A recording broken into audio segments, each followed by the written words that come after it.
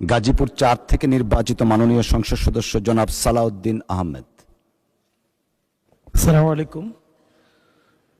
ধন্যবাদ মাননীয় স্পিকার। আমার নাম সালাউদ্দিন আইয়ুবী। আমি দুঃখিত, এখানে লেখা আছে ওইভাবে, হয়তো আমাদের লেখাতে একটু ভুল হয়েছে। সালাউদ্দিন আমি সৌভাগ্যবান, সম্মানিত স্বরাষ্ট্রমন্ত্রীর নাম উচ্চারণে আমার মাধ্যমে হয়েছে। ধন্যবাদ মাননীয় স্পিকার। আমি মাননীয় মন্ত্রী, যুব ক্রীড়ামন্ত্রীর কাছে জানতে চাই, গাজীপুর ৪ কাপাসিয়া এলাকায় একটি মিনি স্টেডিয়াম রয়েছেন। এই মিনি স্টেডিয়ামটি সম্পূর্ণ অচল অবস্থা রয়েছে, এটি চালু করার কোনো পরিকল্পনা রয়েছে কিনা।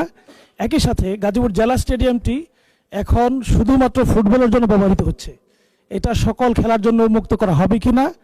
একই সাথে গাজীপুর গ্যাস না থাকার কারণে গাজীপুর ৪ কাপাসিয়া আসনে সেখানে কর্মসংস্থানের পর্যাপ্ত কোনো ব্যবস্থা নেই, ইভেন শিল্প কারখানা নেই। শিল্প কারখানা না থাকার কারণে কর্মসংস্থানের উপযোগী বিশেষ প্রশিক্ষণ ব্যবস্থা করা হবে কিনা। ধন্যবাদ।